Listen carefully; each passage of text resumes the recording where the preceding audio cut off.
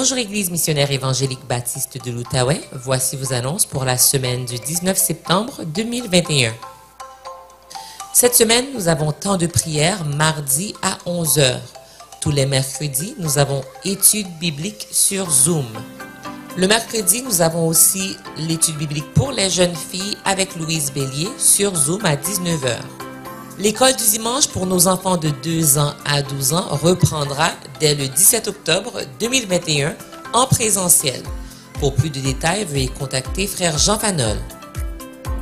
Si vous étiez à la belle rencontre du groupe des femmes vendredi dernier, vous saurez que le groupe des femmes a maintenant un nouveau nom. C'est FCM pour Femmes au cœur de la mission. Ne manquez pas la prochaine rencontre qui sera le 15 octobre 2021. Le groupe des hommes se rencontre le 1er et le 3e samedi du mois. La prochaine rencontre est le 2 octobre. Tous les groupes Connexion se rencontrent toutes les semaines. Si vous n'avez pas de groupe Connexion, s'il vous plaît nous écrire à info@aimerbeau.org. Nous vous annonçons que la famille Jean demande l'affiliation à notre belle famille d'église. D'ici peu, nous les accueillerons officiellement par la main d'association. Pour participer au culte en présentiel, vous devez vous inscrire toutes les semaines sur notre site web aimerbeau.org. Vous avez jusqu'à samedi midi. Et s'il vous arrive une urgence qui vous empêche de participer en personne, vous devez motiver votre absence en écrivant à aimerbeau.inscription@gmail.com. Le ministère Awana est présentement en recrutement pour ceux qui aimeraient travailler avec nos enfants de 6 ans à 12 ans. Veuillez contacter Annie pour plus de détails. Pour tous les enfants de 6 ans à 12 ans, la période d'inscription pour le club Awana se tient du 12 au 24 septembre. Pour plus de détails, veuillez écrire à awana@egebo.ca. Samedi, nous aurons jeûne et prière sur Zoom à partir de 10 h. Nous continuons de faire nos dons de manière électronique par virement Interac. L'adresse est trésorerie@aimerbeau.org. Dans la section questions, vous mettez l'objet de votre don et le mot de passe est aimerbeau84 en minuscule. Joyeux anniversaire à tous ceux qui célèbrent cette semaine un anniversaire de naissance, de mariage, de conversion. Joyeux anniversaire à tous ceux qui nous visitent peut-être pour la première, deuxième, troisième fois, que ce soit en présentiel ou en ligne. Bienvenue parmi nous et à vous tous, bonne adoration, bon culte. Et que la paix et la grâce de notre Seigneur et Sauveur Jésus-Christ soient avec vous. Amen. La paix de Dieu soit avec vous. Amen. Très content de vous recevoir, d'être avec vous ce matin en adoration devant le Dieu de l'univers, le Dieu qui nous a créés, qui est notre Père en Jésus-Christ. Nous sommes contents de nous joindre ensemble en présentiel, mais aussi de vous savoir en ligne pour adorer ce grand Dieu ensemble. La parole de Dieu dit, avec confiance au Dieu, on te louera dans Sion et l'on accomplira les vœux qu'on t'a faits. Ô toi qui écoutes la prière, tous les hommes viendront à toi.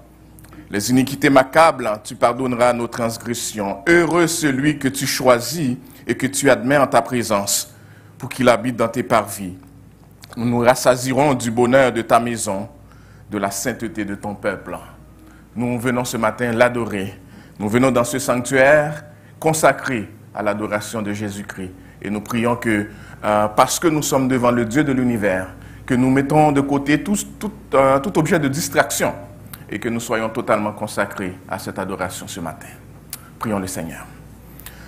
Notre bon Père Céleste, toi qui nous donnes accès devant ton trône béni par les mérites de ton Fils Jésus-Christ, notre Sauveur et Seigneur, nous prions que tu reçois l'adoration que nous t'apportons ce matin d'un cœur reconnaissant, joyeux, heureux.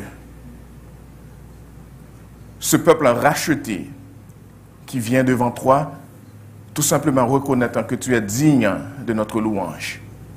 Et nous prions, Seigneur, que par ton Saint-Esprit, que tu nous élèves à une autre dimension ce matin et que nous t'apportions une adoration digne de ton Saint-Nom. Que le nom de Jésus-Christ soit élevé. Que ce culte soit entièrement, totalement, depuis son début jusqu'à la fin, soit entièrement dédié à l'adoration de Jésus-Christ, le Sauveur, notre Seigneur. En son nom, nous avons prié. Amen. Amen. La parole de Dieu dit encore, l'agneau qui a été immolé est digne de recevoir la puissance, la richesse, la sagesse, la force, l'honneur, la gloire et la louange. Et toutes les créatures qui sont dans le ciel, sur la terre, sous la mer, et tout ce qui s'y trouve, je les entendis qui disaient, à celui qui est assis sur le trône et à l'agneau, soit la louange, l'honneur, la gloire, la force, au siècle des siècles. Et les quatre vivants disaient, Amen. Et les vieillards se prosternèrent et adorèrent. Adorons ce Seigneur ce matin. Que Dieu vous bénisse abondamment.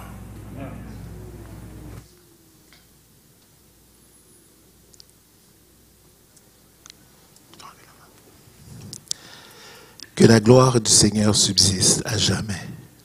Qu'il se réjouisse de ses œuvres. Je chanterai le Seigneur tant que j'existerai, et je célébrerai son nom tant que je vivrai.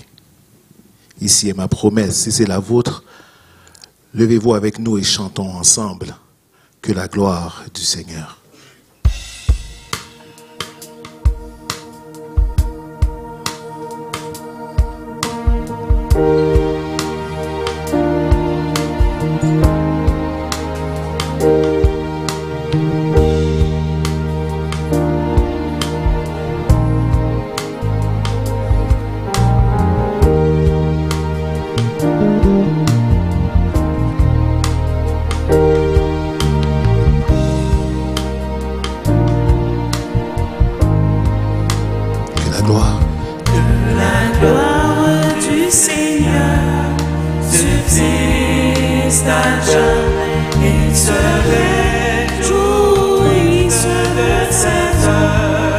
Je chanterai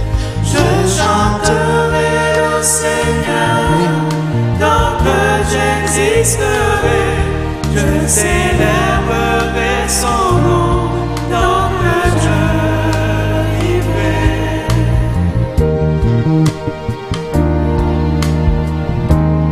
Disons ensemble que l'amour du Seigneur subsiste à jamais. Il se réjouit de ses œuvres. Je chanterai au Seigneur, tant que j'existerai. Je célébrerai son nom, tant que je vivrai.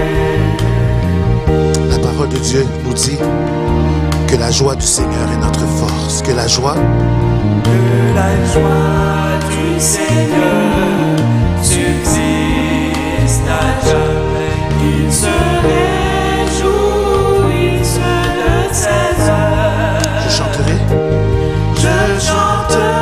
au Seigneur, tant que j'existerai. Je célébrerai son nom, tant que je... Dis encore, je chanterai le Seigneur. Je chanterai au Seigneur, tant que j'existerai, je célébrerai son nom, tant que je... Disons la dernière fois, je chanterai au Seigneur, tant que j'existerai, je célébrerai son nom, tant que je vivrai. Ici notre promesse, Seigneur, que nous allons célébrer ton nom tant que nous vivrons. Et tant que tu existeras, et tant que j'existerai, je te célébrerai, Seigneur. Amen. Alléluia. Faisons ensemble la lecture qui sera projetée pour vous et que notre sœur lira à haute voix dans le psaume 126 et 127, dans la version Louis II. Amen. Quand l'Éternel ramena les captifs de Sion, nous étions comme ceux qui font un rêve. Alors, notre bouche était remplie de cris de joie et notre langue de chants d'allégresse. Alors on disait parmi les nations, L'Éternel a fait pour eux de grandes choses.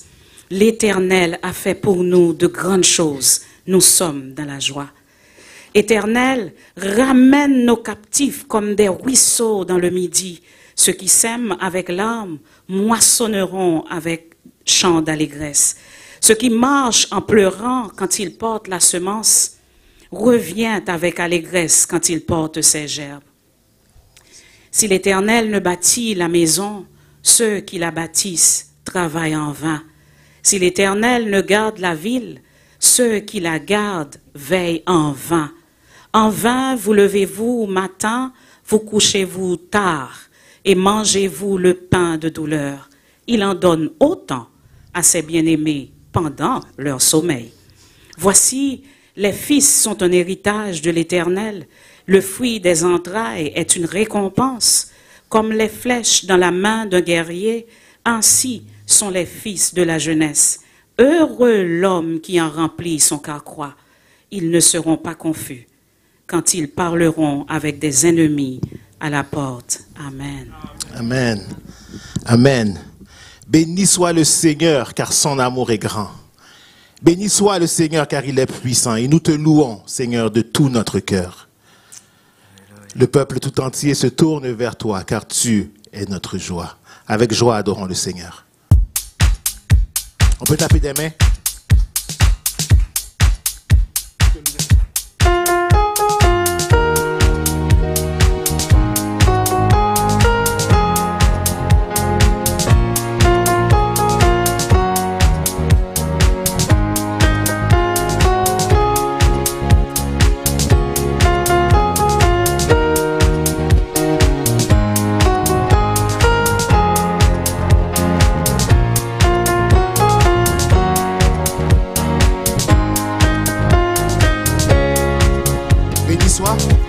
Béni soit le Seigneur, Béni soit le Seigneur, car son amour est grand. car son amour est grand. Béni soit le Seigneur, Béni soit le Seigneur, car il est puissant. car il est puissant. Nous te louons, Seigneur, de tout notre cœur. Nous nous tournons vers toi. Tu es notre joie. Nous te louons, Seigneur, de tout notre cœur. Nous nous tournons vers toi.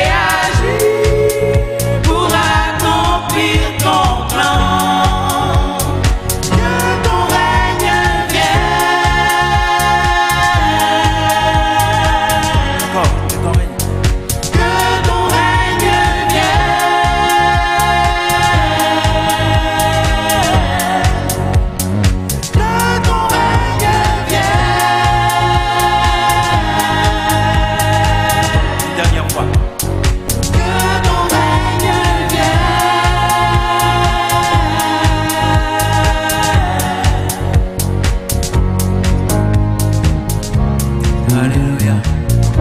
Seigneur est grand. Alléluia. Acclamons notre roi. Acclamons notre Dieu puissant. Faites-le comme si c'était la dernière fois. Acclamez le Seigneur. Il est roi. Alléluia. Merci Seigneur. Quelle joie de connaître un si grand Dieu. Alléluia. Quel bonheur de le connaître. L'ami qui ne saurait changer. De l'avoir ici-bas pour maître, pour défenseur et pour berger. Alléluia. Alors chantons. Vas-y.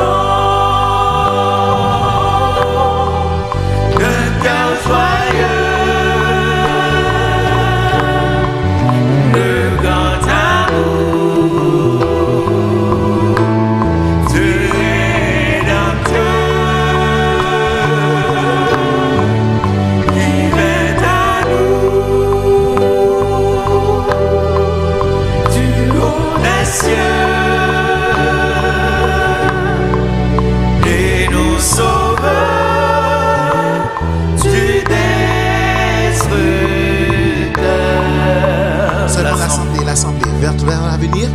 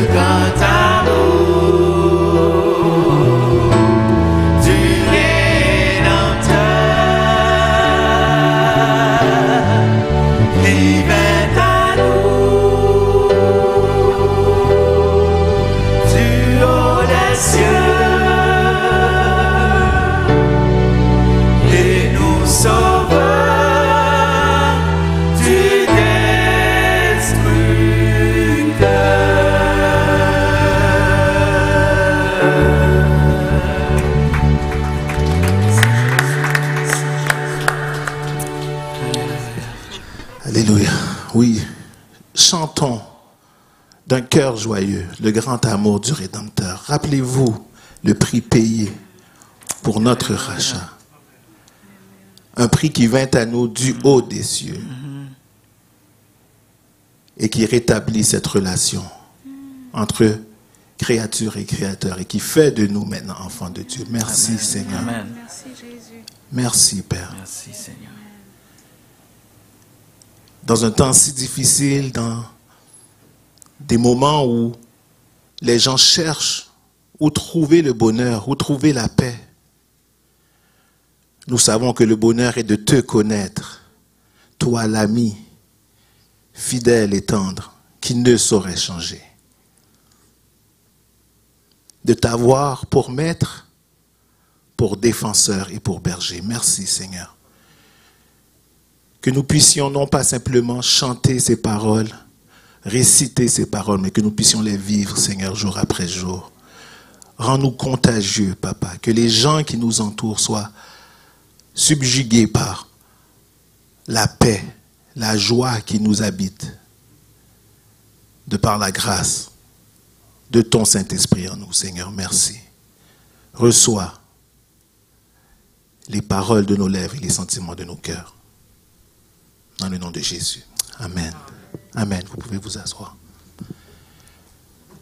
Nous allons être bénis par un chant spécial qui sera interprété par notre sœur Sheila.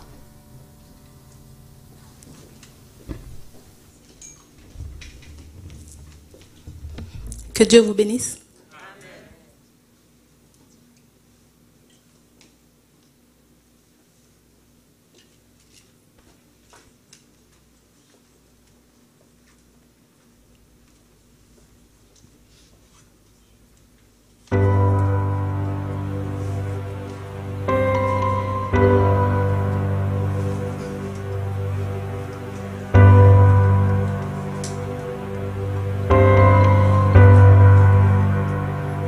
Je t'aime, Seigneur, ta bonté ne faillit jamais. Chaque jour, tu me tiens dans tes mains. Dès que je me réveille jusqu'à mon coucher, je chanterai ta bonté, ô Dieu.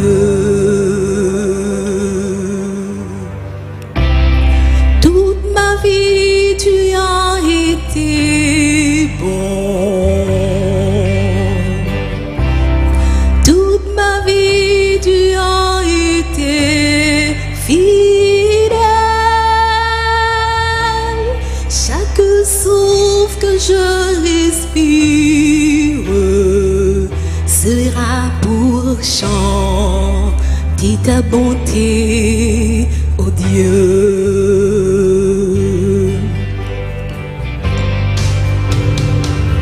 J'aime ta voix, tu marches avec moi dans le feu, dans les nuits sombres, tu te tiens près de moi. Je t'ai connu comme un père et comme un ami, et j'ai vécu dans ta bonté, ô Dieu.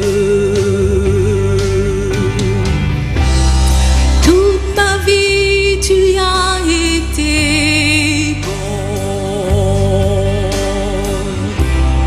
Toute ma vie, tu as été fidèle.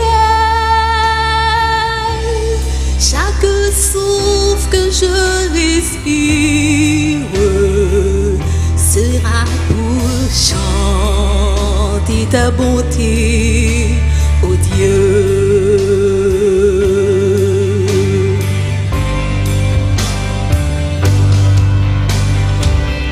Ta bonté se renouvelle chaque jour. Ta bonté se renouvelle chaque jour. Ta bonté se renouvelle chaque jour. Ta bonté se renouvelle chaque jour. Je me livre à toi et je me soumets. Oui, je te donne tout. Ta bonté se renouvelle chaque jour. Ta bonté se renouvelle chaque jour. Ta bonté se renouvelle chaque jour. Je me livre à toi et je me soumets. Oui, je te donne tout. Ta bonté se renouvelle chaque jour.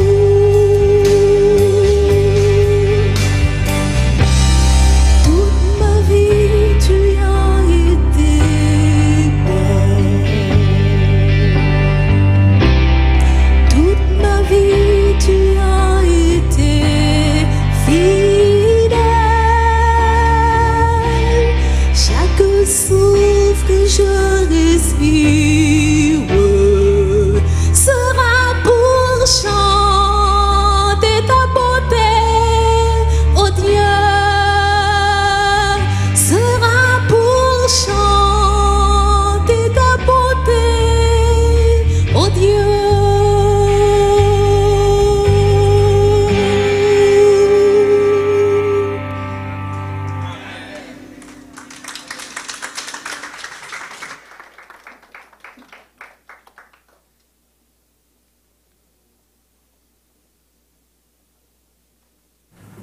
Merci notre sœur d'avoir chanté pour glorifier le nom du Seigneur ce matin. Allons devant le trône de la grâce et prions.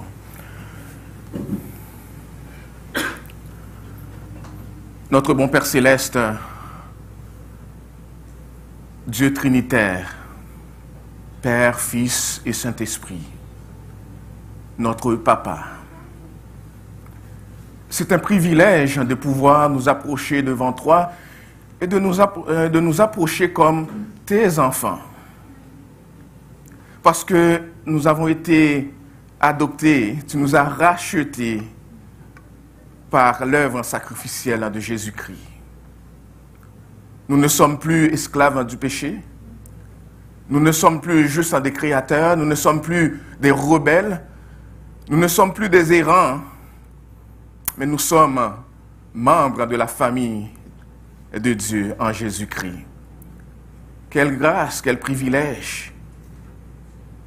Et merci de nous permettre, ô Dieu, de vivre comme de vrais enfants de la famille.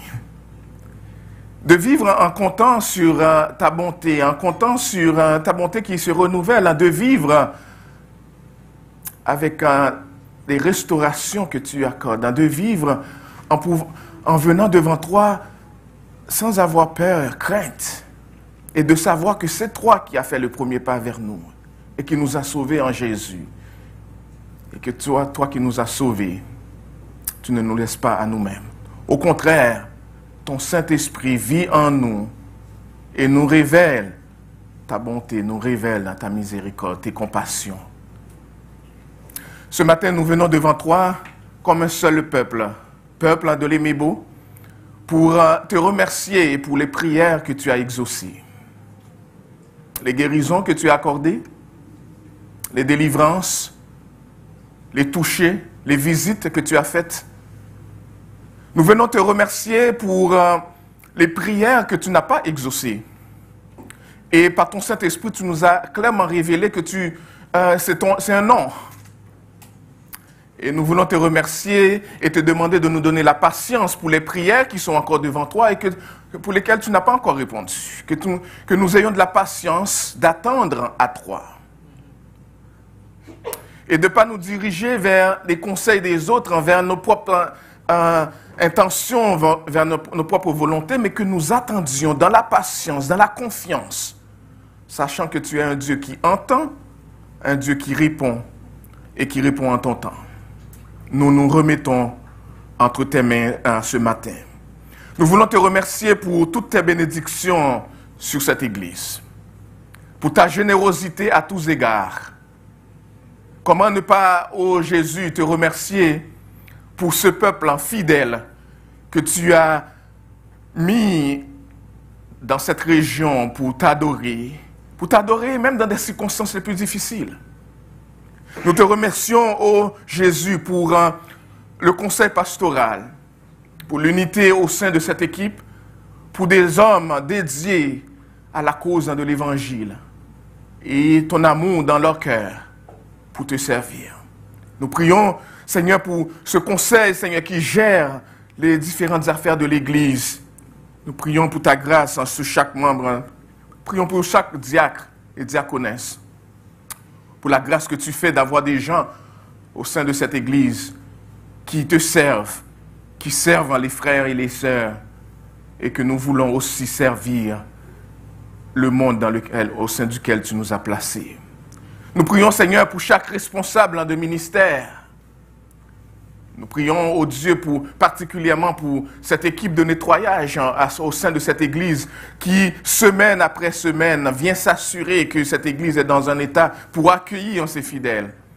Merci pour la régularité. Merci pour le courage que tu donnes à ces gens de le faire. Merci de bénir, Seigneur, leur ministère. Nous les remettons entre tes mains. Comme nous remettons entre tes mains, ô Dieu, chaque membre de cette Église.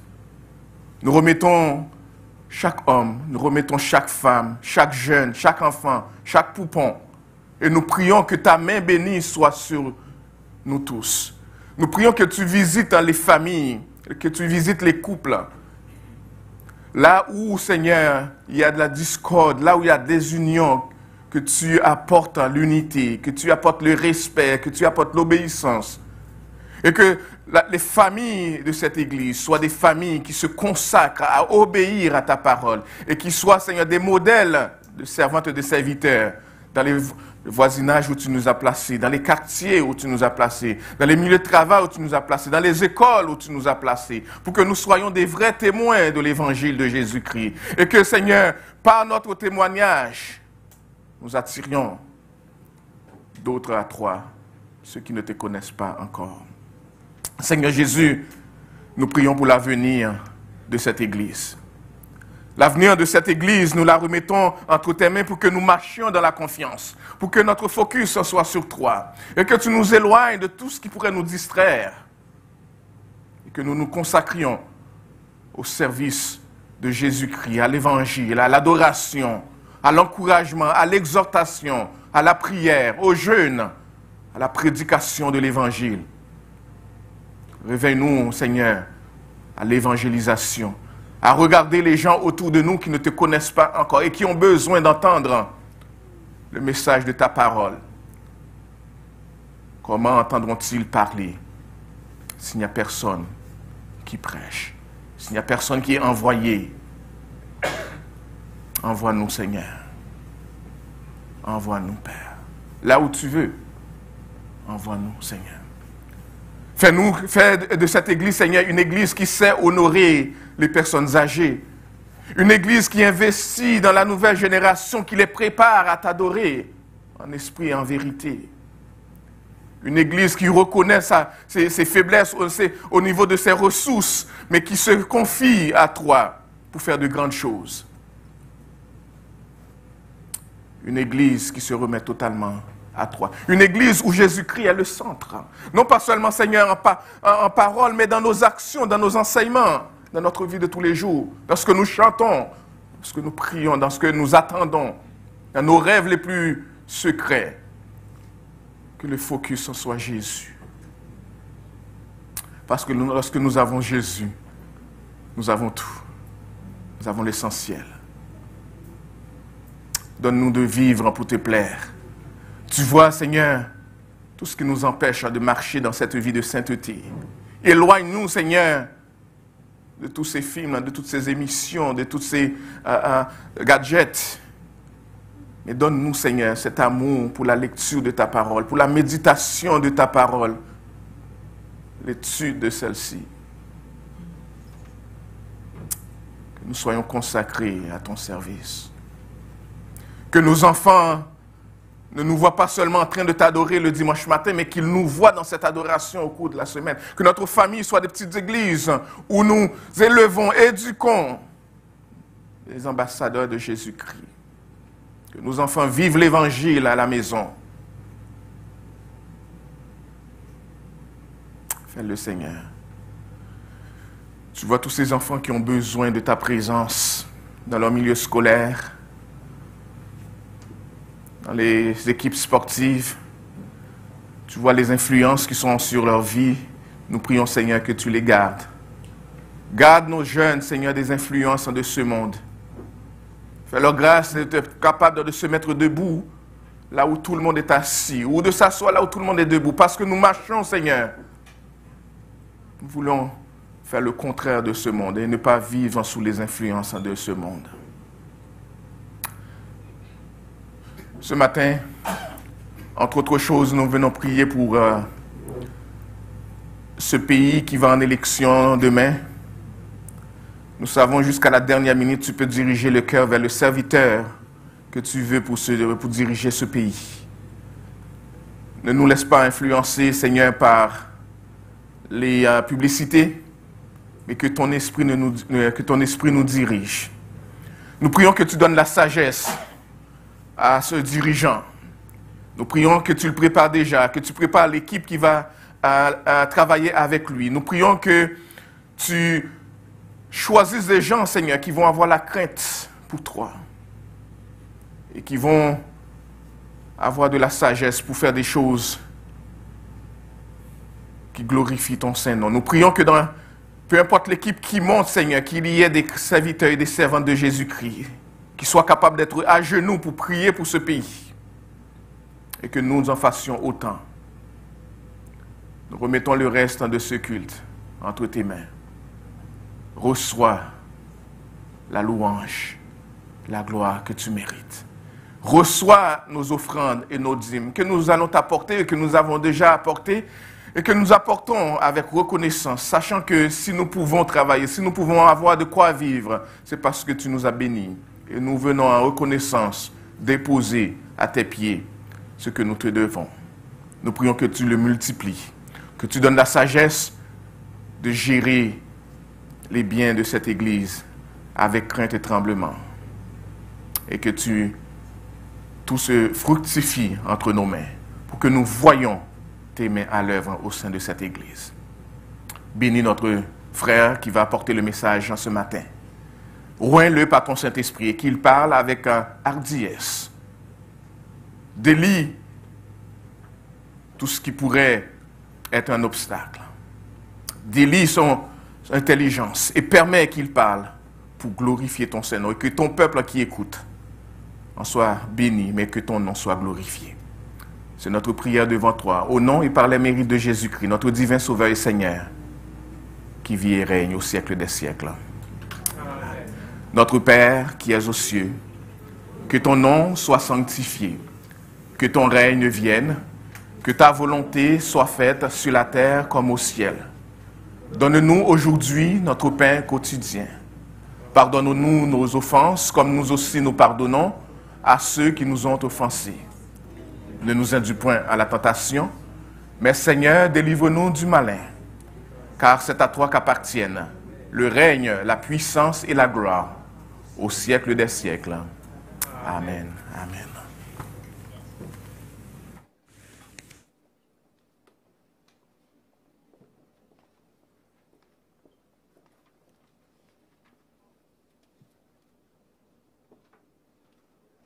Je vous demande d'ouvrir votre Bible à Ésaïe chapitre 56. Ésaïe chapitre 56. Je pourrais dire que je vous invite d'ouvrir votre Bible, mais je le fais avec empressement. Ouvrez votre Bible, je te prie, je t'en prie, je vous en prie.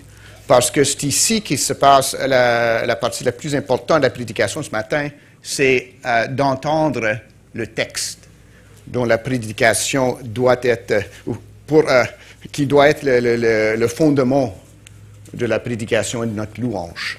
Donc, je vais lire pour nous Ésaïe 56, à partir du premier verset jusqu'à 57, verset 2. Écoutons la parole de Dieu. Ainsi parle l'Éternel, observez ce qui est droit et pratiquez ce qui est juste, car mon salut ne tardera pas à venir, et ma justice à se manifester. Heureux l'homme qui fait cela, et le Fils de l'homme qui y demeure ferme, gardant le sabbat pour ne point le profaner, et veillant sur sa main pour ne commettre aucun mal. Que l'étranger qui s'attache à l'Éternel ne dise pas « L'Éternel me séparera de son peuple », et que l'eunuque ne dise pas « Voici, je suis un arbre sec ». Car ainsi parle l'Éternel, aux eunuques qui garderont mes sabbats, qui choisiront ce qui m'est agréable et qui persévéreront dans mon alliance. Je donnerai dans ma maison et dans mes murs une place et un nom, préférable à des fils et à des filles. Je leur donnerai un nom éternel qui ne périra pas. Et les étrangers qui s'attacheront à l'Éternel pour le servir, pour aimer le nom de l'Éternel, pour être ses serviteurs, tous ceux qui garderont le sabbat pour ne point le profaner, et qui persévéreront dans mon alliance, je les amènerai sur ma montagne sainte, et je les réjouirai dans ma maison de prière. Leurs holocaustes et leurs sacrifices seront agréés sur mon autel, car ma maison sera appelée une maison de prière pour tous les peuples. Le Seigneur l'Éternel parle, lui qui rassemble les exilés d'Israël. Je réunirai d'autres peuples à lui, aux siens déjà rassemblés. Vous toutes, bêtes des champs, venez pour manger, vous toutes, bêtes de la forêt. Ces gardiens sont tous aveugles, sans intelligence. Ils sont tous des chiens muets, incapables d'aboyer. Ils ont des rêveries, se tiennent couchés, aiment à sommeiller. Ce sont des chiens voraces, insatiables. Ce sont des bergers qui ne savent rien comprendre. Tous suivent leur propre voie, chacun selon son intérêt, jusqu'au dernier. Venez, je vais chercher du vin, et nous boirons des liqueurs fortes. Nous en ferons autant demain, et beaucoup plus encore. Le juste périt, et nul n'y prend garde. Les gens de bien sont enlevés, et nul ne fait attention. Que c'est par la suite de la malice que le juste est enlevé. Il entrera dans la paix. Il reposera sur sa couche, celui qui aura suivi le droit chemin. Parole du Seigneur.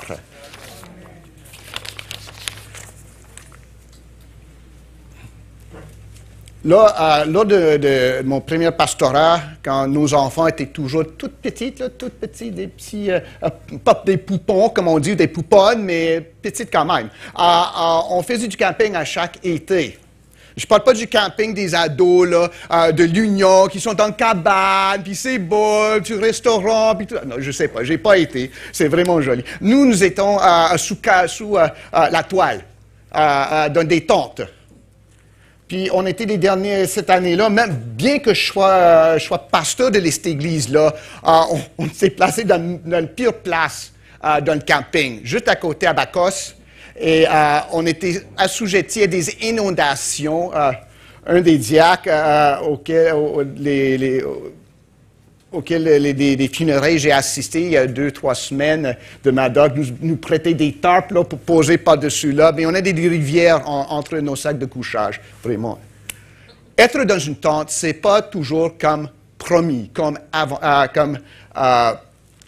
annoncé. Ici, on va parler de la vie, pas juste dans la tente du peuple de Dieu, mais dans les tentes, parce le peuple de Dieu a été commandé à éteindre les cordes de leur tente. Mais vivre dans la tente, c'est pas toujours un pique-nique.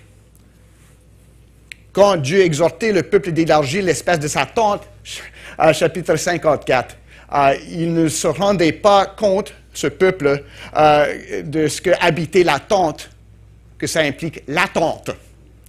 Puis c'est de ça qu'on va parler. On aborde plus ou moins une nouvelle section d'Ésaïe. Enfin, prochaine diapo, s'il te plaît. Une nouvelle section d'Ésaïe, la dernière. Bien souvent, on divise, si on veut, Ésaïe en 3 sections, plus ou moins. Puis comme des divisions artificielles, il faut toujours faire attention, mais c'est utile un peu. De 1 à 39, ça parle plutôt du roi, le roi souverain d'Israël, le Saint d'Israël. Ça parle de Dieu comme ça. Deuxième section, ça ne cesse pas de parler de Dieu, mais ça parle de Dieu comme celui qui envoie le serviteur Dieu lui-même pour sauver son peuple. Puis la troisième section, c'est plus ou moins, c'est quoi la vie du peuple du serviteur? On va remarquer de ce que dans les premières 2 sections, quant à elles, on avait des références, des noms, des dates, des places. Ici, il en manque. On est plus ou moins dans une terre inconnue, si on veut, parce que c'est l'avenir. C'est l'avenir d'Ésaïe, c'est notre présent jusqu'à ce que le Seigneur revienne. Donc, il y a plus ou moins 3 sections. Il faut dire qu'il n'y a pas 3 Ésaïe. Il y en a qui, c'est vraiment, c'est à la mode, ou c'était à la mode. La théologie, ça passe par des modes, là. C'est comme, tu sais, les habits, là. Dans le temps, on parlait de 1 Ésaïe, 2 Ésaïe, 3 Ésaïe. Il y a un paquet d'Ésaïe, ça a l'air. Bon, il y a juste un Ésaïe, comme il y a juste un Dieu. Il y a Ésaïe qui révèle le dessein de Dieu de 3 façons différentes. Comme Dieu s'est révélé en Père, Fils et Saint-Esprit. Il reste toujours un Dieu, comme Ésaïe, il reste un Ésaïe, mais il y a 3 façons, si on veut, pour Ésaïe de présenter l'œuvre du souverain d'Israël, l'œuvre de salut, qui allait comprendre aussi les élus de toutes les races. Bon, pas toutes les races, c'est juste une race humaine, mais toutes les ethnies, toutes les nations avec son peuple de l'ancienne alliance. Donc, si on veut cette dernière section, si on veut y donner un nom, si le premier était le roi souverain, le deuxième, le serviteur souffrant qui souffre, ici, on dirait peut-être le vainqueur qui s'en vient. Il n'est pas venu encore, on attend, mais il s'en vient. Donc, on voit ici que vraiment, il y a 3 façons qu'Ésaïe, comme les 4 évangiles, il y a 3 façons qu'Ésaïe présente le seul œuvre de Dieu qui sauve son peuple. Puis, comme on a dit, dans cette dernière section de 56, à la fin du livre, il manque des repères chronologiques ou personnels. Il n'y a plus de Cyrus, il y a plus de... on ne parle pas de ça, on ne parle pas de Cyrus, d'Ézéchias, d'Achaz, des drôles de noms des enfants d'Ésaïe, Mahal, Shalal. Maintenant, ça parle un peu de la vie, comme on dirait en allemand, on va parler des langues aujourd'hui, là. Zwischen den Zeiten, entre les temps. Ici, c'est entre vraiment, Ésaïe voit de loin. C'est entre le temps du premier venu, du premier avant de Jésus-Christ, du Messie et de son retour. Entre le temps, la vie du peuple de Dieu, ça a l'air de quoi? Puis c'est de ça qu'il va commencer, il a déjà fait, commencer à parler. Le vie d'une Église qui suit le serviteur immolé, ça a l'air de quoi? C'est ça qu'on va apprendre, ou on va continuer à apprendre. Donc c'est un temps d'attente. Puis ce matin, à partir de notre texte, on va parler de la persévérance des saints, la persécution des saints et la préservation des saints, tout à travers ça. Donc, si Dieu nous soit en aide, on va apprendre à mieux glorifier le Seigneur pendant ce temps d'attente, qui n'est pas un temps d'attente, c'est un temps d'action pour nous, qui suivent le serviteur crucifié, mais ressuscité. Un prochain diapo. Donc, on parle de la persévérance des saints. Ça, c'est une doctrine que les élus de Dieu vont persévérer, pas grâce à leur fortitude ou parce qu'ils ont des bons potentiels, mais parce que Dieu les a choisis pour les garder jusqu'à finir ce qui avait débuté en eux, commencé en eux. Donc, l'Église, le peuple de Dieu, de l'Ancienne Alliance, de la Nouvelle Alliance, va être préservé à travers tout défi. Puis on va voir ici de quoi ça va avoir l'air un peu en général, ce temps entre les temps. Je ne sais pas si... Puis je vois mon frère avec ses petits en arrière, là, nous, on a eu notre réunion de groupe des hommes hier, par exemple. Puis vous avez manqué quelque chose. Bon repas, un bon partage sur toutes sortes de sujets. On a pu porter témoignage à une des personnes là, puis c'est pas qu'on a sauté là-dessus, mais à chacun des hommes, on contribué quelque chose à ce bonhomme-là qui vraiment avait l'air de curieux au sujet de c'est qui Jésus-Christ. Donc, mais on a parlé aussi des enfants. Puis j'ai rappelé une fois quand mes pouponnes étaient petites, on faisait des voyages en auto pour se rendre au Nouveau-Brunswick voir la famille. Puis bien souvent, on faisait ça le soir pour que les enfants disent « Oh, c'est correct, mom, dad, là, pas de bedtime, là, pas besoin de se coucher. » Ben, 11 heures le soir, là, c'est comme ça, hein. Puis on avait la tranquillité, moi puis Louise, pour jaser, puis juste passer du temps ensemble. Mais quitter Bowmanville, première chose qu'on entendait, c'est « Est-ce qu'on y est déjà? » Tu n'es même pas rendu à Port Hope, là. Ça, c'est à peu près de 20 minutes de route sur le 401. On y est là? Nous sommes arrivés encore, papa? Ben non. Puis 15 minutes plus tard, est-ce qu'on y est arrivé? Mais bien souvent, c'est ça que nous faisons, les croyants. C'est comme, OK, je suis sauvé, le ciel, ça vient quand? Jésus vient quand? Tout le paradis sur terre, tous les problèmes vont être enlevés quand? C'est pas question de ça. Pour nos enfants, il fallait que leur excitation initiale soit transformée en persévérance. Là, c'est un voyage de 12-14 heures. Il faut attendre les jeunes. Puis on entend en arrière, OK, bon, c'est correct. Mais pour nous, non, c'est pas question de s'endormir. Mais il est question pour nous de dire, il faut persévérer, il faut attendre. C'est une attente dynamique. Puis c'est de ça que parlent les premiers 8 versets. Ainsi parle l'Éternel. On avait discuté, Ésaïe nous avait présenté l'œuvre du serviteur, disons, à chapitre 53. 54 et 5, c'est l'invitation de venir boire, acheter sans prix. Venez, ça c'est l'appel à tous ceux que Dieu a appelés de toutes les nations de venir se joindre à lui en Jésus-Christ. Puis maintenant, on a observé ce qui est droit. Bon, c'est pas la victoire, c'est pas fini. Non, c'est pas fini. Puis c'est pas fini pour nous. C'est une question de persévérer dans la foi. Puis c'est pas que Dieu nous a oubliés ou il est parti prendre ses vacances. Là. Non, c'est quelque chose à travers laquelle il faut passer. Mais Dieu est avec nous. Il nous avertit ici. C'est ça qui va s'en venir. Donc, la victoire, ça prend du temps. Donc, on parle ici de la vie entre les temps. Puis, c'est une vie de droiture et de justice. Dieu dit, ainsi parle l'Éternel, observez ce qui est droit et pratiquez ce qui est juste, car mon salut. Il y a beaucoup de car là-dedans. Hein. Comme on a dit, lorsqu'il y a un mot se répète dans un texte, c'est important. Ça nous donne comme des points d'arrêt, des points de repère un peu, ou, OK, arrête, il faut écouter ça, c'est important. Ici, il y a des car mon salut ne tardera pas à venir, et ma justice à se manifester. Autrement, Dieu nous dit, entre-temps, il ne tarde pas, il n'est pas comme on dit au monde, là, le Seigneur tarde, il ne revient pas. Non, Dieu patiente. Mais entre-temps, ça tombe à nous qui sommes à lui de vivre en droiture et en justice. Dans ces termes ici, la droiture, ce serait vivre selon Torah, vivre selon la loi. Autrement dit, juste parce qu'on est, on est libéré, puis on vit selon la loi de Dieu, ça ne change pas. On vit en obéissance, si on veut, religieuse, mais on vit aussi en justice, obéissance morale. On n'est non pas juste un peuple qui conforme à la parole, mais on a un peuple qui a l'esprit qui se transforme par la parole, par l'esprit, qui nous vivons différemment. Pas juste, le monde aime la Bible, mais le monde vit la Bible. On le voit dans notre conduite avec les autres. Donc ici, observez ce qui est droit et pratiquez ce qui est juste, et si vous faites une bonne job, je vais revenir. Non. Non, c'est pas ça, c'est car mon salut ne tardera pas à venir. Autrement dit, je m'en viens. Jésus nous dit, je reviens.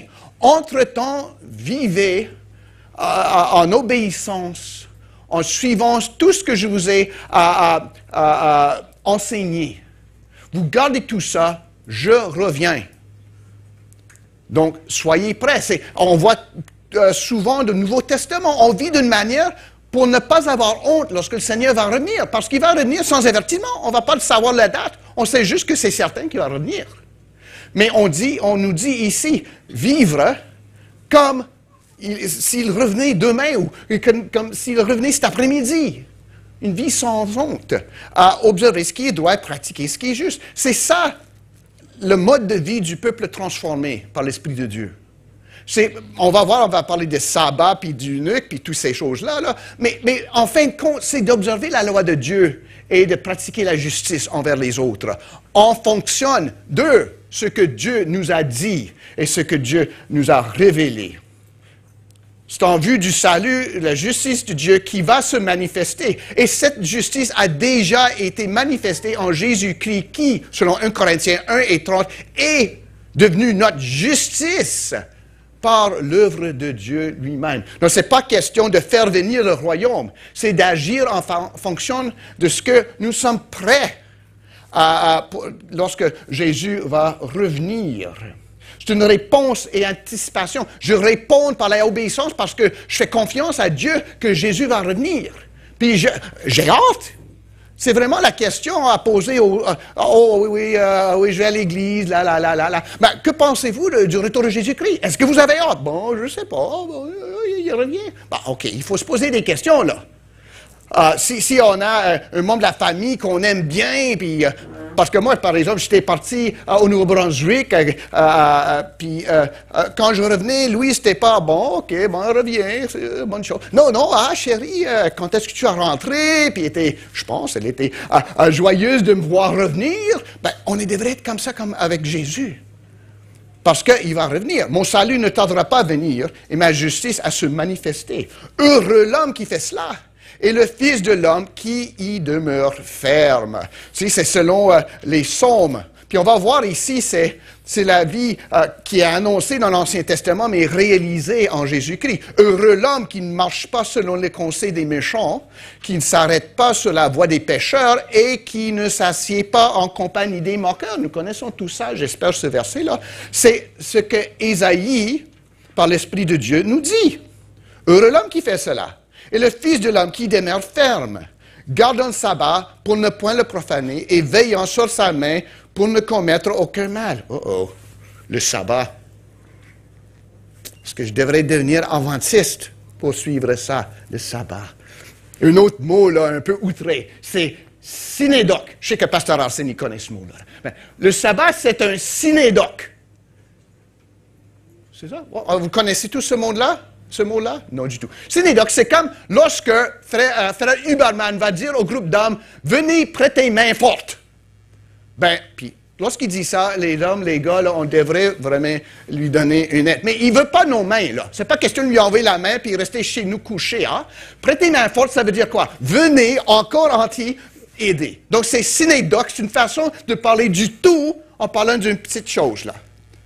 Comme, si par exemple, je prête bras fort ou des choses comme ça, c'est un petit qui représente le tout. Lorsqu'on parle du sabbat ici, comme on va parler des eunuques, Dieu ne nous dit pas de devenir des eunuques, je suis heureux de ça, mais il parle du sabbat comme, si on veut, le petit qui représente le tout. La vie juste, la vie qui reconnaît que c'est Dieu qui est maître du temps et de ma vie. Quelqu'un a dit, si on voulait savoir si quelqu'un était vraiment un croyant, examinez sa compte de banque puis son calendrier. Où est-ce qu'il dépense son argent? Où est-ce qu'il dépense son temps? Ici, on dit, ceux qui gardent le sabbat, c'est un jour de repos, pas pour se reposer, mais pour reconnaître que Dieu est maître de tout. C'est Dieu le créateur, c'est Dieu qui a mis en marche tout le cycle du temps. La semaine, ça se base sur la création de Dieu. Le sabbat, c'était le dernier jour où Dieu s'est reposé, selon Genèse. Donc, c'est pour ça que nous nous reposons, pas pour rien faire, mais pour vraiment rendre grâce à Dieu qui a tout créé. Donc, gardons le sabbat, ça ne veut pas dire qu'on revient pas ici le dimanche, on va nommer le samedi, c'est un sabbat, on va revenir à moitié dans l'Ancien Testament, en même temps on va rester à moitié dans le Nouveau Testament, la grâce et les œuvres ensemble, heureux. Non, c'est pas ça. Si ici, on garde le sabbat, ça veut dire qu'on donne à Dieu de former toute notre vie. Notre vie est toute réglée par la loi de Dieu et l'œuvre de Dieu en Jésus-Christ. Pour nous, par exemple, notre semaine commence avec le dimanche, le jour de la résurrection, le 8e jour, on disait avant. Parce qu'il y avait les 7 jours de la création, le 8e jour, la résurrection, c'était le jour de la récréation, la nouvelle naissance, notre nouvelle vie en Jésus-Christ. Donc pour nous, les croyants, on était reconnus dès le début parce qu'on louait le Seigneur, pas le sabbat, vraiment, nécessairement, on se ramassait anciennement avec les Juifs, mais aussi le 8e jour, c'était le jour du Seigneur, c'était pas un sabbat, c'est le jour du Seigneur qui marque le fait que c'est la résurrection qui définit tout. Donc, on est comme ça. Donc, lorsqu'on dit gardons le sabbat, ça ne veut pas dire qu'on retombe à samedi, puis on ne fait rien le soir, puis on ne peut pas allumer des choses, on ne peut pas faire de travail. Non, non. Pas question de légalisme là-dedans. C'est que on marche en Jésus-Christ pour ne point le profaner. Parce que la Bible nous dit même, Hébreux chapitre 8, puis pour ceux qui disent, ben là, les adventistes par exemple, ou certains autres disent, il y a même des baptistes de 7e jour qui disent, oh non, il faut le samedi, c'est l'Église catholique qui a tout changé ça. Mais c'est pas vrai. On voit même en Hébreux chapitre 4, versets 8 à 9. Puis je ne vais pas être fâché avec vous si vous tournez là, c'est... OK? Celui qui a écrit Hébreu dit par l'Esprit, « Car si Josué leur était donné, il parle de l'histoire du peuple d'Israël, leur donner le repos, il ne parlerait pas après cela d'un autre jour. Il y a donc un repos de sabbat réservé au peuple de Dieu. Ce repos de sabbat, c'est Jésus-Christ. C'est lui qui réalise toutes les promesses de l'Ancien Testament. Il inclut le sabbat, il inclut la terre promise, il inclut le temple, les sacrifices, le sacerdoce, j'en passe. Tout ça se trouve réalisé en Jésus-Christ. Donc, pour nous, pour mettre ça en pratique, on dit garder le sabbat, ça veut dire que notre vie, ma vie, est orientée autour de Jésus-Christ. C'est lui qui est la pierre angulaire de la maison, qui est ma vie. C'est lui qui est la lumière que je suis. Donc, le sabbat parle de... Dieu s'attend à ce peuple entre-temps. Il s'attend à nous, à ce que nous vivions en obéissance et en justice. on est juste envers les uns envers les autres, puis envers ceux de l'extérieur. Verset 3, que l'étranger, tu sais, ça commence à être de plus en plus surprenant. On dit que la Bible est plate, puis Dieu, là, on voit qu'ici, lui, il donne comme des claques sur les deux joues ici. Que l'étranger ne s'attache pas, qui s'attache à l'Éternel ne dise pas, l'Éternel ne me séparera de son peuple. Autrement dit, l'Évangile, c'est pas juste pour les Juifs. L'Évangile est pour toutes les nations que Dieu appelle. L'étranger est le bienvenu. Et puis, si on lit bien notre Ancien Testament, on va voir que ça a toujours été le cas, plus ou moins. C'est pas vraiment quelque chose de nouveau, c'est quelque chose qui a dû être réétabli, puis s'exprime d'une autre façon en Jésus-Christ, d'une façon vraiment plus éclatante. Et que l'unique ne dise pas, voici, je suis un arbre sec. Parce qu'avant, les eunuques, ceux qui étaient endommagés physiquement, soit par adhérence à une culte païenne, ou soit juste par accident, ils étaient exclus du sacerdoce. Mais ici, on voit, ils sont le bienvenu. Donc, ceux qui étaient exclus, les étrangers, ceux qui étaient rituellement impurs ou pas dignes, ils sont acceptés. Aux eunuques qui garderont mes sabbats, qui choisiront ce qui m'est agréable et qui persévéreront dans mon alliance, je donnerai dans mes maisons et dans mes murs une place et un nom. Dieu appelle du monde pour lui être obéissant, pour vivre en justice et pour persévérer dans l'alliance qui est établie en Jésus-Christ. On a vu ça avec l'apôtre Pierre, lorsqu'il a rendu visite à un bonhomme qui s'appelle, c'était un soldat, il était un homme comme celui qui cherchait Dieu, soldat, commencé avec chapitre 10 dans le livre des Actes. Non, son nom commençait avec C, Corneille. Alors, verset 34 et 35 d'Actes 10. Alors Pierre, on est dans le Nouveau Testament maintenant, alors Pierre ouvrant la bouche, il est dans la prison de Corneille, puis les païens, comme nous, des païens qui cherchaient Dieu, puis par une vision, ont appelé à Pierre de « Parle-nous de Jésus ». Alors Pierre ouvrant la bouche dit « En vérité, je reconnais que Dieu ne fait point acceptation de personne. Mais qu'en toute nation, celui qui le craint et qui pratique la justice, lui est agréable. » On craint Dieu en Jésus-Christ. On lui est agréable en Jésus-Christ. On pratique la justice que Jésus-Christ a manifestée et a mise en place. Donc, c'est ça l'appel au peuple entre-temps. C'est pas plat du tout. C'est difficile. Mais Dieu exige ça de nous et Dieu nous équipe pour faire ça ici. Donc, on voit que les exclus sont acceptés en Jésus-Christ. Il faut faire bien attention lorsqu'on veut faire l'Église à notre image.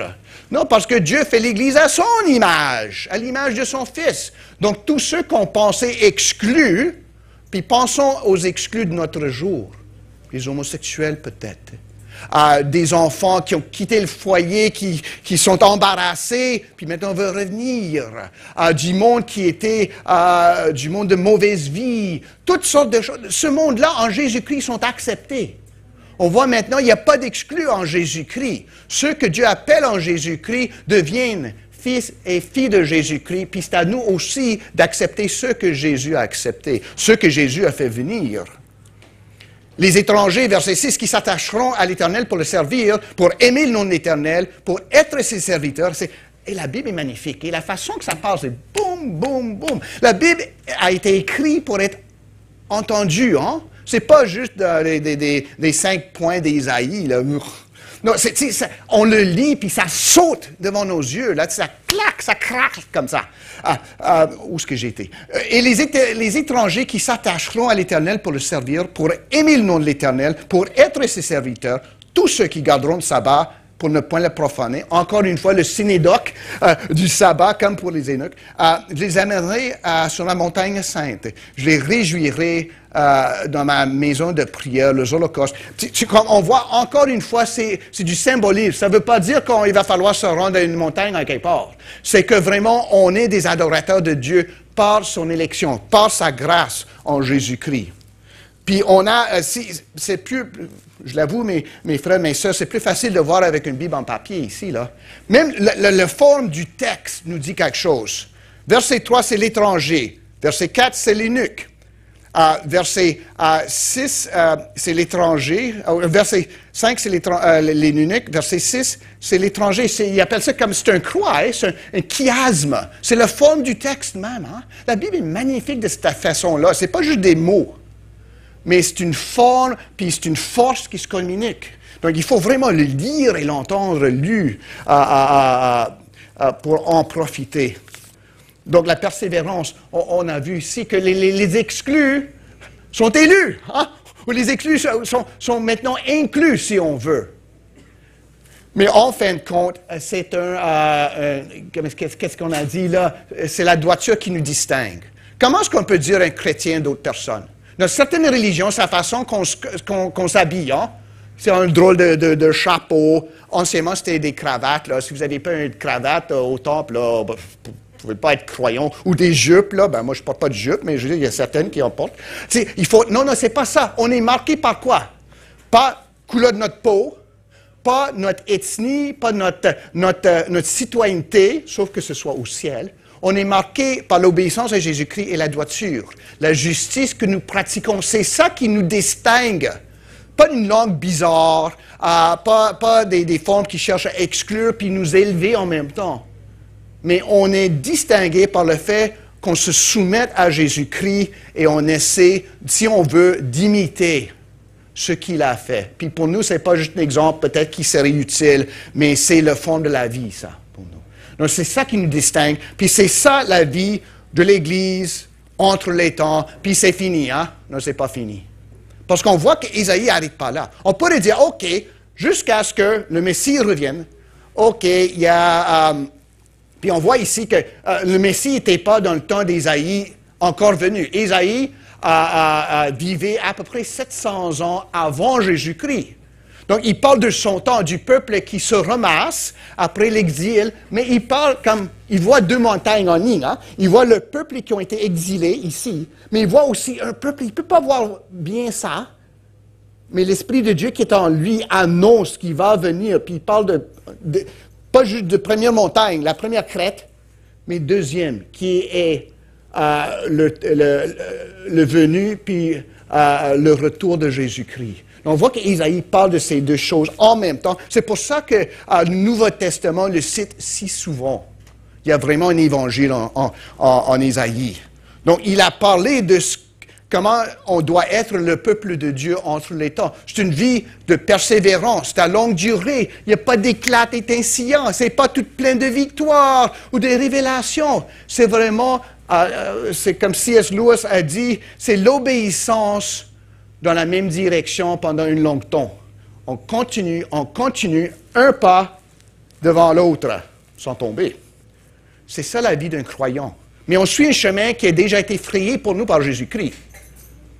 Donc, des fois, il y a d'autres choses, puis on va parler de ça. On nous tendent, là, des fois, avec des grandes prophéties, des choses vraiment décapotantes. Mais, en fin de compte, la vie d'un croyant, c'est observer la loi et pratiquer ce qui est juste.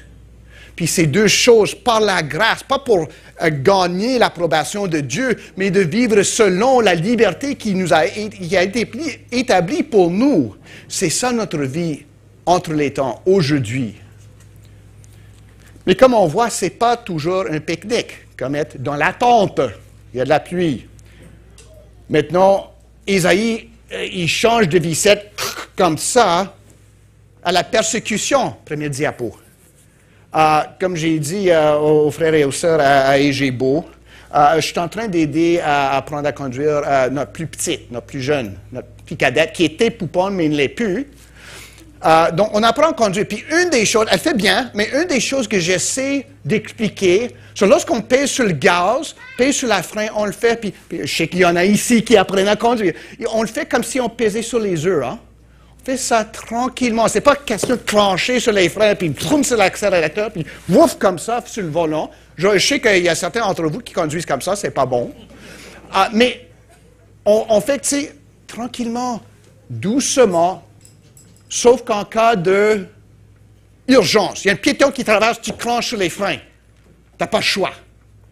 Ici, on voit que c'est comme Dieu avait frappé les freins secs comme ça. Je réunirai d'autres peuples à lui, aux siens déjà rassemblés. Et c'était beau. Vous toutes, bêtes des champs, venez pour manger. Vous toutes, bêtes de la forêt. Qu'est-ce qui est arrivé?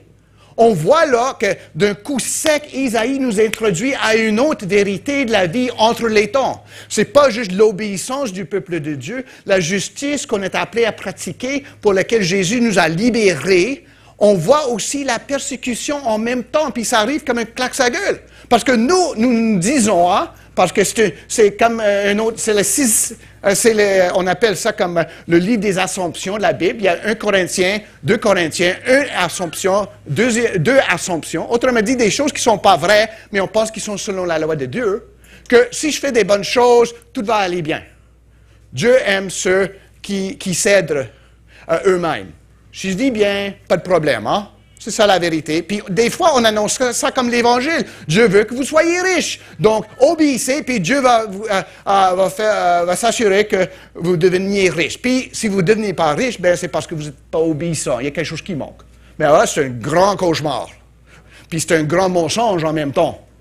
On voit ici que avec l'Église obéissant, le peuple de Dieu obéissant, il y a la persécution, puis bien souvent, ça vient de l'intérieur. Oh non, ça ne se peut pas. Bien, ça se peut bien. Lisez votre Nouveau Testament. L'apôtre Paul parle d'abord, pas juste des Romains, il parle de ceux qui ont trahi l'Évangile dedans. Donc ici, on voit, puis Ésaïe parle en termes du peuple d'Israël, des chefs. Ça pourrait être les rois, ça pourrait être les sacrificateurs principaux, ça pourrait être les deux. Mais il parle de ceux qui trahissent le peuple. Parce qu'on aimerait penser que si on fait bien, le monde va être gentil envers nous. Mais voyons, lisez Genèse chapitre 3. On voit que vraiment le cœur de l'homme est tordu par le péché. Puis bien souvent, la réponse à la justice, ça va être la crucifixion. C'est ça qu'ils ont fait avec Jésus. Puis c'est ça la réponse bien souvent à l'Église. Être vraiment méprisé, être rejeté, ça ne veut pas dire qu'on n'est pas bon croyant. Bien souvent, ça indique le contraire. Puis on voit ici qu'en même temps que le peuple cherche à obéir, à marcher dans la justice, il y a les gardiens et les bergers qui les trahissent. C'est quasiment amer. Encore une fois, la langue de la Bible, c'est piquant, hein? Hier soir, avec un autre groupe d'hommes, j'ai pris du pickles. Puis les Haïtiens parmi nous, vous allez connaître c'est quoi ça. J'ai appris à faire attention avec le pickles. Je mélange ça avec le riz, donc c'est pas si pire ici. Mais ici, la langue, ici, c'est comme du pickles. Du pickles providentiel. Tu sais, vous toutes bêtes des champs, venez pour manger. Vous toutes bêtes de la forêt. C'est vraiment amer, ça, quasiment. C'est comme, oh là, OK, c'est ça mon peuple, et les bêtes, viens manger là, parce que moi, je m'en lave les mains. C'est les leaders qui disent ça. Selon Ésaïe, les leaders disent, viens donc les bêtes. Les bergers bêtes appellent aux bêtes de manger le peuple de Dieu. C'est ça qui arrive ici. Puis on a vu ça à travers Ésaïe. La tradition tient à ce que Ésaïe s'est fait tuer par un des rois qui n'a pas aimé ce qu'il disait. Puis on a vu ça avec Jérémie qui est rejeté par le peuple, il est jeté dans un puits, là. Donc, on voit que vraiment l'obéissance a comme récompense la persécution. Puis c'est ça qui arrive ici. Les bergers bêtes appellent aux bêtes de venir manger le peuple de Dieu. Puis la vie du croyant, la vie de l'Église, ce n'est pas des victoires sans cesse. Ce n'est pas des triomphes qui s'empilent l'une par-dessous l'autre. Comme le chef de l'Église, Jésus-Christ, a été rejeté par le peuple qui est venu sauver, bien souvent dans l'obéissance, nous allons nous aussi être rejetés. Ça ne veut pas dire que Dieu n'est pas capable, que Dieu nous a oubliés, que Dieu nous punit. Ça veut bien souvent dire que Dieu fait de nous un signe, un symbole au monde qui a rejeté Jésus-Christ. Comme vous avez rejeté mon Fils, vous rejetez mon Église. mais je suis pour et avec mon Église. Donc, on voit ici que Ésaïe vraiment attaque ceux qui ont abandonné ou trahi son peuple. Puis on trouve ça ailleurs. Ézéchiel, chapitre 34, on parle des bergers qui sont des vauriens. Puis lorsqu'on parle des gardiens bergers ici, c'est de l'extérieur et l'intérieur. Les gardiens protégeaient, si on veut, Israël contre les attaques.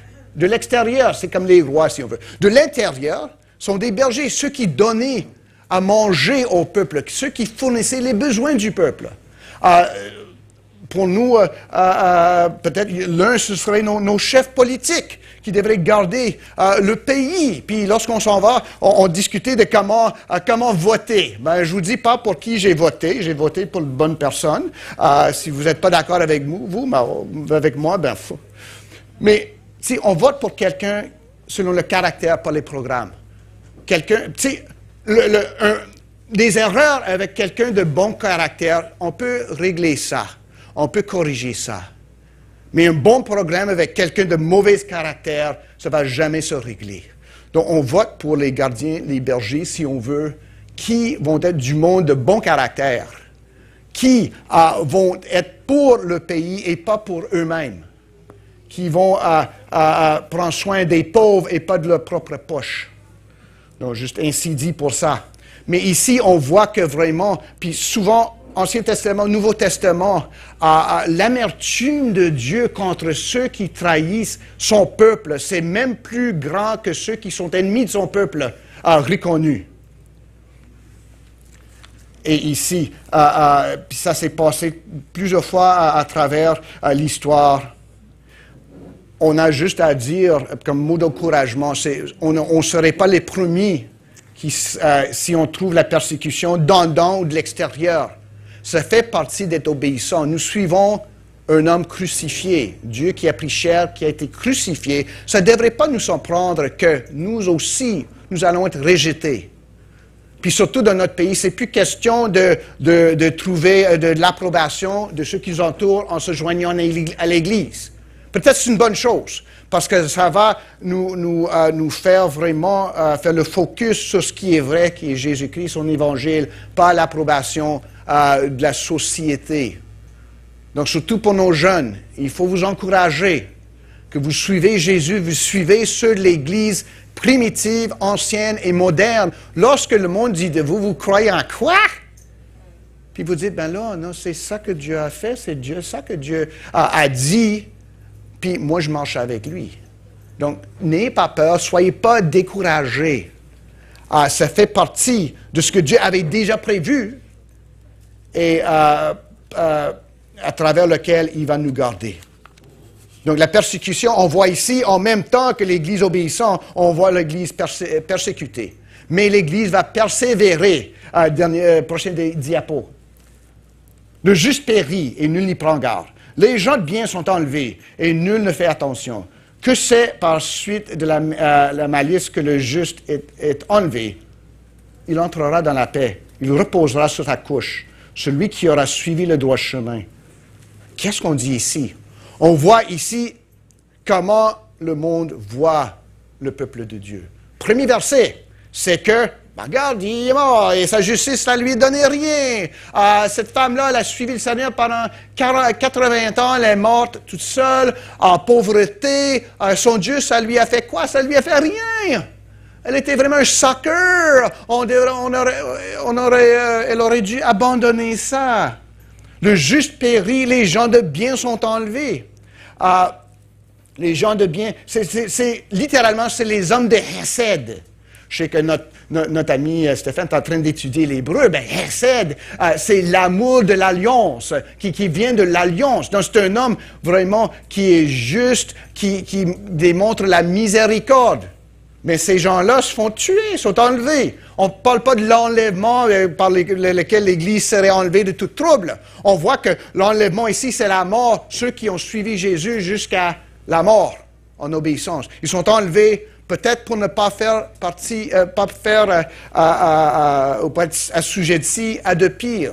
quand nous pensons à nos êtres chers qui ont péri en Jésus-Christ, bien souvent, on pourrait dire que c'est une grâce. Ce n'est pas une grâce pour nous parce que ça nous cause la douleur, mais bien souvent, c'est pour eux, c'est OK, le travail est fini. Ils abaissent leur arme pour le moment, puis le capitaine de l'autre dit, viens avec moi. C'est terminé pour vous pour l'instant. Entrez dans le repos de ton maître. Soyez dans la joie parce que vraiment, je suis satisfait de ton obéissance. Donc, bien souvent, pour un chrétien, une chrétienne, la mort, c'est ça. Dieu dit, assez, vous avez persévéré, venez avec moi et rentrez dans votre récompense. Puis c'est ça, en fin de compte, qu'on trouve en verset 2. Le monde voit la mort, la défaite, si on veut, de l'Église d'une façon. Oh ben, c'est une primitive. Ils croient des contes de fées, puis ils sont du monde, ils n'aiment pas tout ce genre de mariage, puis toute la sexualité qui se prononce vraie liberté. C'est du monde vraiment qui sont dépourvus. Dieu ne voit pas ça de même. Il voit ça au contraire. Même si si on voit que le juste périt, puis bon, c'est parce qu'ils sont des suckers. Ici, en verset 2, il entrera dans la paix. Il reposera sur sa couche. La couche ici, autrement dit, le juste va être dans la paix. Le juste qui persévère va connaître la paix. La couche ici, c'est une couche de paix, c'est le repos avec Dieu. C'est en contraste du couche ou ceux qui sont couchés en verset 10. Ceux qui ont des rêveries, qui sont sous, qui sont des traîtres. Ils sont couchés, mais c'est couchés parce qu'ils sont sous. Ici, les justes se sont couchés, même moi ici, parce que Dieu a dit, vous avez bien servi, votre temps est fini pour le moment. Puis c'est ça à quoi il faut, sur lequel il faut vraiment faire peindre notre espoir. Pas sur ce que dit le monde, mais sur ce que Dieu a promis à ses élus. Le juste est celui qui est sur le droit chemin, qui pratique ce qu'il professe. Il va entrer, il va se reposer, il suit le bon chemin. C'est de l'actif, c'est pas du passif, c'est pas « oh, je vais rien faire ». C'est une vie engagée en Jésus-Christ. Mais en fin de compte, ça trouve le paix avec Dieu en Jésus-Christ. Donc vraiment, c'est un encouragement au peuple, aux élus souffrants, que Dieu ne vous ait pas oublié, puis ce qui semble une défaite aux yeux du monde, c'est une victoire. Ce qui semble un tombeau, puis un enseignant qui est mort, puis un peuple qui est écarté, puis ce seul disciple qui a profité de ce Jésus, c'était le bonhomme qui a reçu les 30 pièces d'or. C'est ça ce que voit le monde. Mais ce que voit Dieu, c'est que le tombeau va être vide. Ce monde-là qui l'ont trahi vont devenir ses témoins, puis ils vont mourir comme leur maître. Celui qui l'a trahi à son profit va être condamné. Si Dieu voit les choses autrement. Puis Ésaïe finit cette petite partie en nous disant ça. La voie de la paix, c'est pas suivre le monde. C'est pas céder ses croyances quand c'est difficile. C'est suivre Jésus à la fin. Puis notre repos va être celui qui nous a sauvés et qui nous a aimés, Jésus-Christ. Donc, des points d'application. J'en ai donné à travers ça, mais puis c'est à vous aussi, là, c'est du travail. Qu'est-ce que je peux faire avec ça? Hein? Une question pour moi. Comment est-ce que ma vie diffère du monde? Est-ce que je suis assez exclusiviste? Oh, c'est un mauvais monde, ça. Oh, Pasteur Gordon n'a pas dit ça. Hein? Mais la vie de Jésus-Christ, c'est exclusif. On ne peut pas être inclusiviste si on n'a pas exclusivé. C'est dur à dire, mais c'est encore dur à pratiquer. Riez pas de moi, là. Si quelqu'un est en train de noyer, comment est-ce que je le sauve? Je ne saute pas là-dedans avec lui, puis je noie avec lui. Ou je dis, non, c'est correct, noyer, c'est pas si pire que ça, c'est juste faire des petites boules. Non, ce que je dis, je tiens sur le sol, sur le terrain, sur le roc, celui qui est le roc, puis je le tire, je dis, en disant que tu dois venir au roc, pas rester noyé dans l'eau. Et moi, je reste ici pour t'aider. Ça, c'est l'exclusivité. Je dis pas c'est bon de faire des boules dans l'eau, là. Non, je dis, la vie, c'est rester sur le roc planté. C'est ça que nous faisons. Comment est-ce qu'on fait ça? Obéissance, vie de justice. On devrait être perçu comme différent. C'est difficile, surtout dans notre temps où on ne veut pas être différent, on ne veut pas être perçu comme autre que les autres. Mais Jésus-Christ, il a dit, c'est moi le chemin, la vérité, la vie. Mais il parle de tous ceux qui vont venir à moi. Donc, il faut se déplacer envers Jésus-Christ. Puis nous qui nous sommes déjà déplacés, on reste là. Il faut être exclusiviste pour être inclusiviste envers ceux qui sont en train de mourir sans Jésus-Christ. D'autres questions. Est-ce que je suis aussi accueillant, Seigneur? Est-ce qu'on est prêt dans notre Église, dans nos familles, dans nos petits groupes, à accueillir d'autres mondes qui ne nous ressemblent pas? Qui peut-être, on va passer du... Moi, je me souviens quand j'étais petit, puis les enfants ne vont pas croire ça, on avait juste des télés noir et blanc. Oh, bien, télé de couleur, ça coûtait cher, hein? Ben, téléviseur noir et blanc. Ben, je sais qu'il y en a ici qui, c'était même avant le téléviseur, qui était petit, mais quand même. Noir et blanc, il n'y avait pas beaucoup de détails, là, des fois, c'était tout, c'est pas bien clair. Mais là, on s'est acheté une télé en couleur, hein, bon, ça sautait, on voyait tous les détails. Mais l'Église, ça doit être en couleur.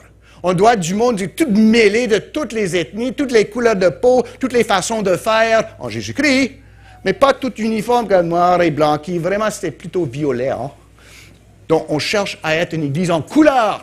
Est-ce qu'on le sait? Et comment est-ce qu'on le fait? Comment est-ce qu'on ouvre les portes pour que toutes sortes de gens rentrent, connaissent Jésus-Christ, puis le suivent avec nous? Est-ce que je cherche de bons bergers? Est-ce que je suis le bon berger? Est-ce que je suis quelqu'un qui vaut la peine de suivre? Est-ce que ma vie témoigne d'une vie qui est consacrée au Seigneur? Ou est-ce que je suis heureux avec celui qui me compte des mensonges, pourvu que ce sont des mensonges qui élèvent mon estime de soi? Peut-être dernier mot ici. Est-ce que je vois la vie avec les yeux de la foi? Quand je me fais rejeter pour Jésus-Christ, quand je trouve qu'il y a personne, il y a du monde qui me côtoie plus parce que je marche avec Jésus-Christ, est-ce que je vois ça comme une malchance, ou c'est pas juste, ou ça va pas marcher, ou est-ce que je vois ça avec les yeux de l'éternité, à long terme, que vraiment, maintenant c'est difficile, mais Dieu promet à ceux qui vont persévérer, qui vont être sauvés, qu'un jour je vais voir que on dit souvent que être du bon côté de l'histoire. Mais l'histoire, c'est l'histoire de Dieu. Donc, être du bon côté de Dieu, c'est de suivre son Fils Jésus-Christ et de lui obéir. Vous voulez être du bon côté de l'histoire et soyons du bon côté de celui qui est l'histoire, qui a fait l'histoire, qui domine l'histoire en Jésus-Christ. Donc, pour terminer, faire du camping, c'est beau et rafraîchissant, et des fois, c'est un rafraîchissant, des fois, c'est un défi édifiant. Mais c'est difficile, puis des fois dangereux. On fait du camping maintenant. On est dans l'attente, mais Dieu est avec nous. Il est notre abri, notre protection, et il ne va pas nous abandonner, vienne la vie ou vienne la mort, pour nous qui sommes à Jésus-Christ. Amen. Amen. Prions ensemble, les amis. Père Céleste, nous te remercions pour Jésus-Christ, qui est non pas juste la vie éternelle, comment est-ce qu'on peut dire ça, mais il domine la vie. Toute la vie prend comme référence notre Jésus. Tu as fait toutes choses pour lui et en lui, et par lui. Et par lui, tu nous as appelés à la vie en Jésus-Christ. Tu nous as donné qui étaient, pas littéralement, mais figurativement, des étrangers, des eunuques, ceux qui étaient exclus. Chaque personne présente ici ou qui écoute sur l'Internet. Mais tu as choisi, par ta grâce, de nous choisir et nous appeler à la vie et nous envoyer te servir. Aide-nous, sois-nous en aide au Esprit de Dieu. Que nous puissions marcher dans l'obéissance et la justice, que nous puissions garder nos yeux fixés sur Jésus-Christ, sachant que c'est à lui que nous sommes appelés et pas à la vie retombée dans le moyen de faire, dans la façon de faire du monde. Aide-nous, Esprit de Dieu, à ressembler de plus en plus à Jésus-Christ, en obéissance au Père et en justice envers les autres. Et que nous soyons dans la joie, dans lui qui est notre défenseur, Jésus-Christ. pour tous ceux, peut-être ce matin, pour qui ce Jésus reste toujours étranger ou énigme. Aie pitié. Révèle-toi, Jésus, à ceux qui sont dirigés vers la mort. Rappelle-les à la vie dans l'attente, sous ta protection, dans l'obéissance. Aie pitié. Nous te demandons tout ceci avec la certitude que tu vas finir ce que tu as commencé. Tu vas accomplir ce que tu as débuté en Jésus-Christ. Et nous sommes dans la joie que nous y restions aujourd'hui et à jamais. Au nom de Jésus. Amen. Puis juste avant de donner des bénédictions, juste un rappel, si ça, ben ok, c'est bien beau, mais je fais quoi avec ça? Venez nous voir, venez nous parler. Il ne faut pas parler à un pasteur. Le pasteur n'est pas nécessairement, il n'y a pas une bénédiction spéciale pour dire ça. Parlez à quelqu'un à qui vous faites confiance. Qu'est-ce qu'il voulait dire par là? Il a drôle d'accent, lui, je n'ai pas compris. Mais ce Jésus, c'est quoi? Cette nouvelle vie, c'est quoi? Ce rejet, c'est quoi? Cette vie éternelle, c'est quoi? Demande ça. Puis si vous écoutez, je vais dire à la télévision, on n'a plus de télévision, là, sur l'Internet, appelez l'Église. Écrivez à l'Église pour savoir c'est quoi cette nouvelle vie, de quoi vous parlez. Vous en parlez tant, c'est quoi? Dites-moi-le. Puis on serait vraiment ravis d'essayer de vous expliquer et de présenter notre Jésus. Mettons-nous debout pour la bénédiction. Après avoir loué notre Seigneur, nous allons le louer en le servant, en retournant sur le champ de mission. Que l'Éternel nous bénisse et qu'il nous garde. Que l'Éternel fasse luire sa face sur nous et qu'il nous accorde sa grâce. Que l'Éternel tourne sa face vers nous et qu'il nous donne la paix. Allons au nom du Père et du Fils et du Saint-Esprit. Amen. Bonne mission.